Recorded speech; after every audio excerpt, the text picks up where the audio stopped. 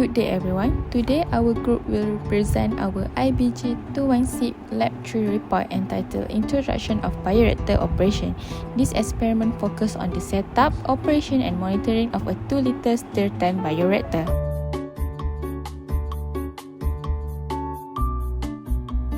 Bioreactors are specialized vessels used to grow microorganisms under controlled conditions such as temperature, pH, and dissolved oxygen.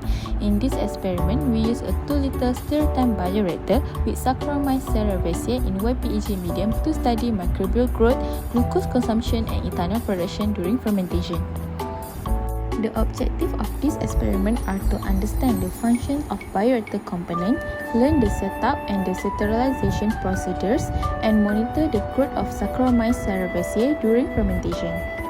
The material used include a 2-liter stir-tank bioreactor, Saccharomyces cerevisiae, YPEG medium, DNS reagent, monitoring probes, and sterile laboratory equipment. The bioreactor was first set up and calibrated. The pH electrode was adjusted with buffer solutions and the PO2 probe was prepared with electrolyte before assembling the vessel with all components secured. Sterilization followed, where the vessel was autoclaved at 121 degrees Celsius for 50 minutes after clamping the inlet and reagent lines, leaving the exit gas line open for pressure balance. Next, the Saccharomyces cerevisiae culture was inoculated into the sterile medium. Temperature, agitation, and airflow were stabilized and the PO2 probe was calibrated to 100% saturation. Then, samples were collected at set intervals with group 6 sampling at even hours and group 9 at odd hours. Each sample was analyzed for optical density, glucose concentration using the DNS assay, and ethanol concentration through the peak area analysis. Finally, data analysis converted OD readings into biomass, calculated glucose concentration from DNS absorbance, and determined ethanol yield by comparing ethanol produced to glucose consumed over 24 hours.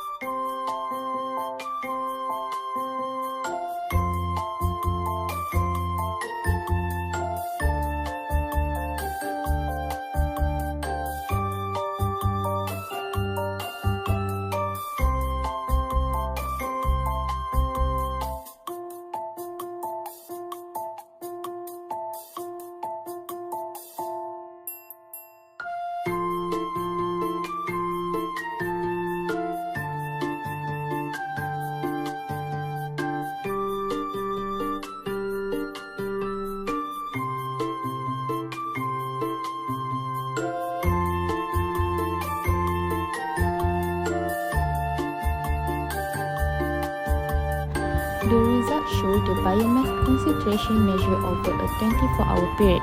At time 0, the average absorbent was 0.789, which corresponded to a biomass of 0.7994 mg per milliliter. As fermentation progressed, absorbent increased steadily, reaching 1.479 at 10 hours with a biomass of 1.2178 mg per milliliter. After this peak, the values began to decline, and by 24 hours, the absorbent had dropped to 1.214, giving a final biomass of 1.0570 mg per milliliter. The biomass value were calculated using the standard curve equation y equal to 1.65x minus 0.53. For example, when the average absorbent was 0.789 at time 0, substituting into the equation give x equal 0.7994 mg per milliliter. This same calculation was applied to each time point to convert absorbent readings into biomass concentration. Figure 1 showed the optical density reading at 540 nanometers plotted against time. The curve rise sharply from the start, reaching its maximum value of about 1.479 at 10 hours. After this peak, the absorbent gradually decreased, ending at 1.214 by 24 hours. This pattern reflects the typical microbial curve with an initial increase, a peak, and then a decline as nutrients are consumed. Figure 2 presents the biomass concentration over time. The trend is very similar to the optical density graph. Biomass increased steadily, reaching its highest value, and then concentration slowly decreased. This confirms that both optical density and biomass measurement follow the same growth and decline pattern during fermentation. This calculation explains the determination of glucose concentration using the DNS standard curve equation. The absorbent values obtained from the DNS assay were converted into the glucose concentration value. The equation is y equal to 1.1799x plus 0.1952, where y is the average absorbent reading at 540 nm and x is the glucose concentration mg per ml. Figure 3 and 4 show that glucose concentration continuously decreased throughout the fermentation process, proving that glucose was utilized by the yeast cell as the main carbon and energy source. This table summarizes the relationship between glucose concentration, ethanol concentration, and ethanol yield during fermentation. As glucose decreased, ethanol production increased over time. This calculation demonstrates how ethanol concentration and ethanol yield were determined from the peak area obtained during sample analysis and converted into concentration values. Figure 5 and 6 indicate that ethanol concentration increased steadily during fermentation, showing that Saccharomyces cerevisiae actively converted glucose into ethanol as a metabolic product. This calculation shows the determination of the specific growth rate and doubling time using the slope obtained from the growth curve equation.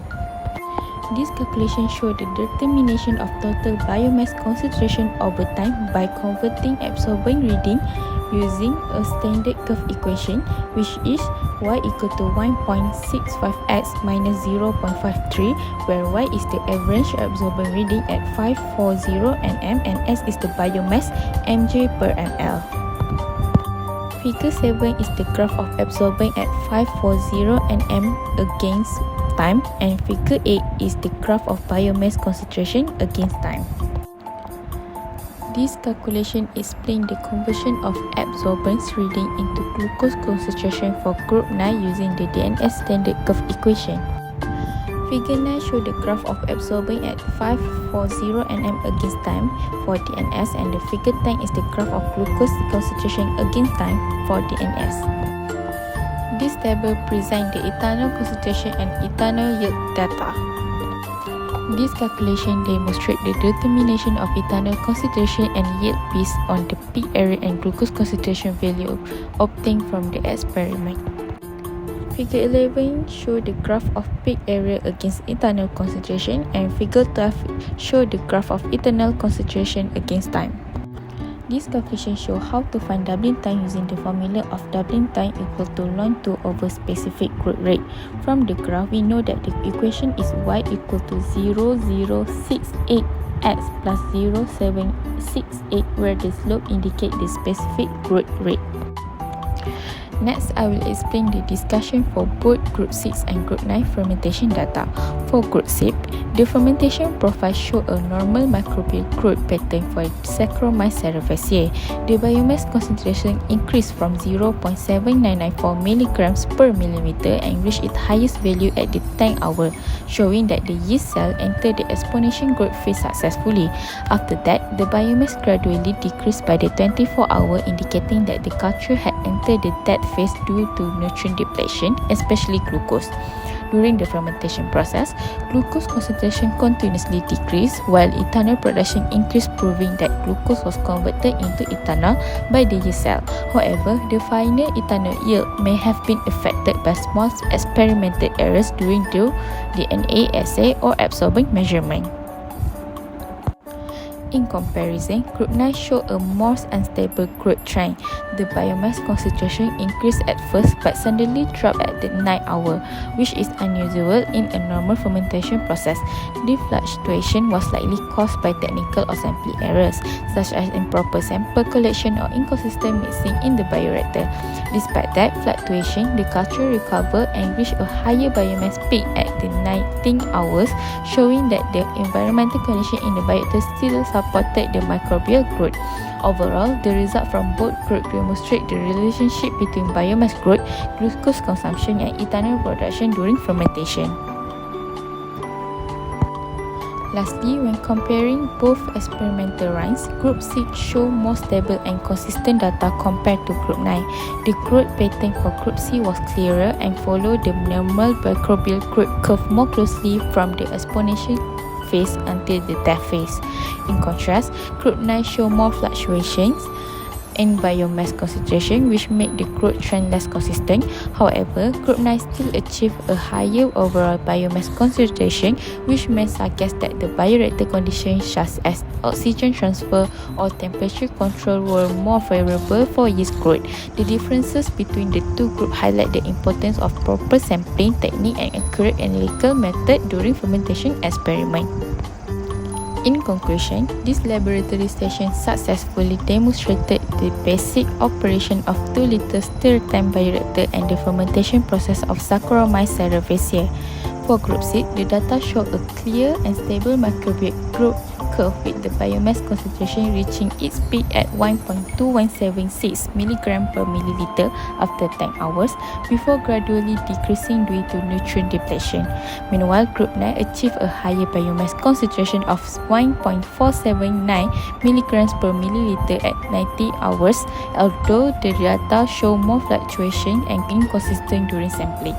The comparison between both groups highlight the importance of proper sampling technique and accurate analytical method in fermentation experimental.